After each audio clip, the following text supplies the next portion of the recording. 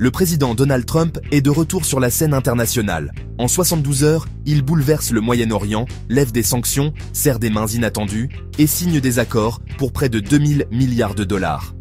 Oui, vous avez bien entendu. 13 mai, Riyad. Trump atterrit en Arabie Saoudite.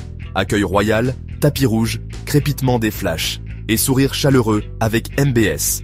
Sa mission, reconquérir l'influence américaine et avancer ses propres pions. Et lorsqu'on lui demande la raison de ce voyage, sa réponse directe: le Moyen-Orient m'a toujours écouté, il est temps de reparler. Mais la véritable bombe éclate à Riyad.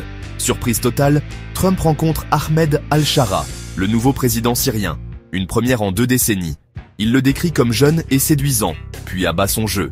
Levée immédiate des sanctions américaines contre la Syrie. Invitation officielle à rejoindre les accords d'Abraham. L'objectif, normaliser les relations de la Syrie avec Israël, redessiner les cartes, oublier la prudence diplomatique. Trump agit brutalement. Mais Trump est aussi un homme d'affaires. Et lors de cette tournée, il transforme le sable en or. En Arabie Saoudite, 600 milliards de dollars de partenariats signés. Défense, IA, énergie, cybersécurité et même exploration spatiale. À Doha, il va encore plus loin, 1200 milliards de dollars. Qatar Airways achète 210 avions Boeing aux États-Unis.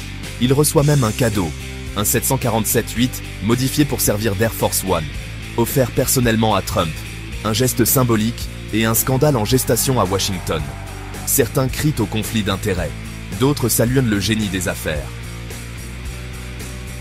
Et comme si cela ne suffisait pas, Trump lâche une fracassante annonce diplomatique à Doha. Nous sommes très proches d'un accord nucléaire avec l'Iran, a-t-il déclaré.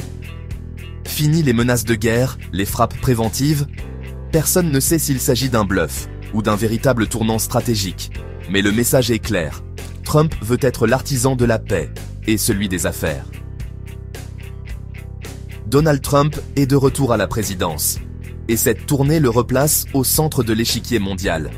Diplomatie choc, accords records et provocations calculées. Le Moyen-Orient bouge. Et une chose est sûre, qu'on l'aime ou qu'on le déteste, Trump ne laisse jamais le vide. Et vous, qu'avez-vous pensé de cette tournée? Dites-le nous en commentaire.